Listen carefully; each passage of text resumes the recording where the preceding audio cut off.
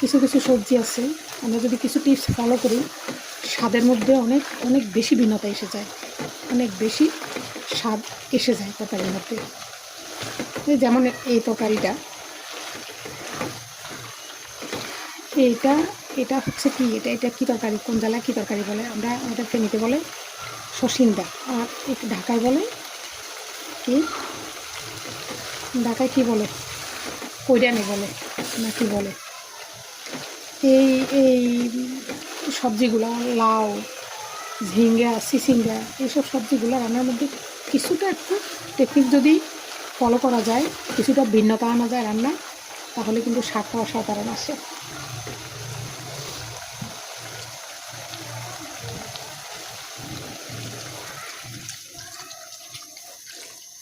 এটা আমি নাড়তে নাড়তে শুকাই নিলাম সবজিটা, একদম যে সবজি থেকে যে পানিটা বের হয়েছে আমি সে পানিটা টেনে ফেলছি। নাড়তে নাড়তে কষাতে কষাতে আমি সেই পানিটা টেনে তারপর জলটা দিলাম। এইভাবে করলে রান্নার স্বাদটা অসাধারণ আসে।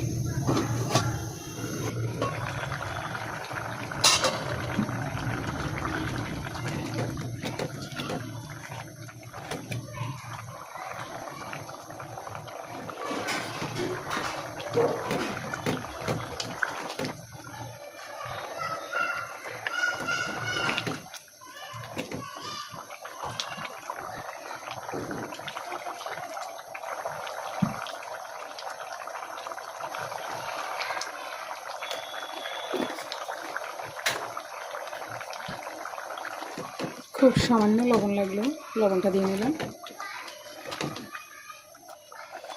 এখন ধনিয়া পাতা দেওয়ার জন্য ধনিয়া পাতা নাই, যেহেতু আমাকে দিতে হবে বাগার।